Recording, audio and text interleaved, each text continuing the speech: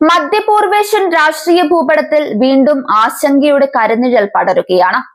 Israel പ്രതിരോധ സേന പുറത്തുവിട്ട ഏറ്റവും പുതിയ സുരക്ഷാ മുന്നറിയിപ്പുകൾ പ്രകാരം മേഖല ഒരു സമ്പൂർണ്ണ യുദ്ധത്തിന്റെ വക്കിലെത്തി നിൽക്കുന്നു.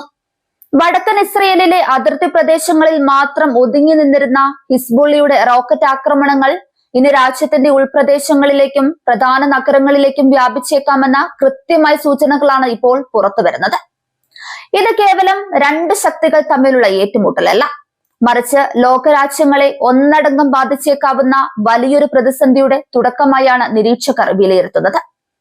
കഴിഞ്ഞ കുറച്ച് ദിവസങ്ങളായി ലെബനനിലെ ഹിസ്ബുള്ള കേന്ദ്രങ്ങളിൽ ഇസ്രയേൽ നടത്തിയ അതിശക്തമായ വ്യോമാക്രമണങ്ങളാണ് സ്ഥിതിഗതികൾ ഇത്രത്തോളം വഷളാക്കിയത്. ഈ ആക്രമണങ്ങളിൽ നിരവധി പോരാളികളും സാധാരണക്കാരും കൊല്ലപ്പെട്ടതോടെ ഹിസ്ബുള്ളിയുടെ ഭാഗത്തു നിന്നുള്ള പ്രതികാരം ഉറപ്പായിരിക്കുകയാണ്. തിരിച്ചടി നൽകുമെന്ന ഹിസ്ബുള്ളിയുടെ പ്രഖ്യാപനം വെറും വാക്കല്ലെന്ന് ഇസ്രയേൽ രഹസ്യാന്വേഷണ വിഭാഗവും വിശ്വസിക്കുന്നുണ്ട്. ഇതിന്റെ ഫലമായി ടെൽ അവീവ്, ജെറുസലേം തുടങ്ങിയ അതീവ സുരക്ഷാ പ്രാധാന്യമുള്ള നഗരങ്ങൾ പോലും ഇപ്പോൾ ഹിസ്ബുള്ളിയുടെ മിസൈൽ പരിധിയിലാണെന്ന തിരിച്ചറിവ് ഇസ്രയേലിനെ പ്രതിരോധ നടപടികൾ കടുപ്പിക്കാൻ പ്രേരിപ്പിച്ചിട്ടുണ്ട്. ഇസ്രയേലിന്റെ വിഖ്യാതമായ വ്യോമ പ്രതിരോധ സംവിധാനമായ അയൺ ഡോം ഉൾപ്പെടെയുള്ളവ ഇപ്പോൾ അതീവ ജാഗ്രതയിലാണ്.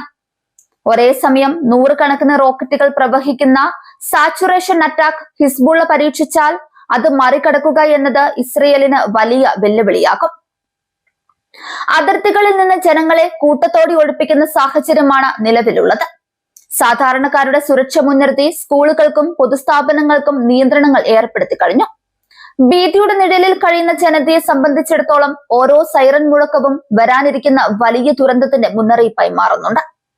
നയതന്ത്ര തലത്തിലും വലിയ തിരിച്ചടികളാണ് നേരിട്ടുകൊണ്ടിരിക്കുന്നത്.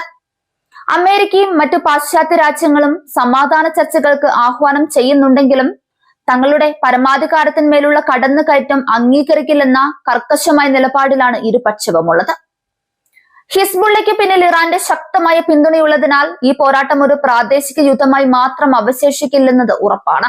ഇറാന്റെ നേരിട്ടുള്ള ഇടപെടൽ ഉണ്ടായാൽ അത് അമേരിക്കയെയും മറ്റ് നാറ്റോ സഖ്യകക്ഷികളെയും യുദ്ധത്തിലേക്ക് വലിച്ചിഴയ്ക്കാൻ കാരണമായേക്കും. ഇത് ആഗോള സാമ്പത്തിക വ്യവസ്ഥയെയും ഇന്ധന വിപണിയെയും ഒരുപോലെ തകിടം മറിക്കും. മധ്യപൂർവേഷ്യയിലെ ഈ അസ്ഥിരത കേവലം സൈനിക നീക്കങ്ങളിൽ മാത്രം ഒതുങ്ങുന്നില്ല. യുദ്ധം പടർന്നാൽ അത് വലിയൊരു അഭയാർത്ഥി പ്രവാഹത്തിന് വഴിവെക്കും.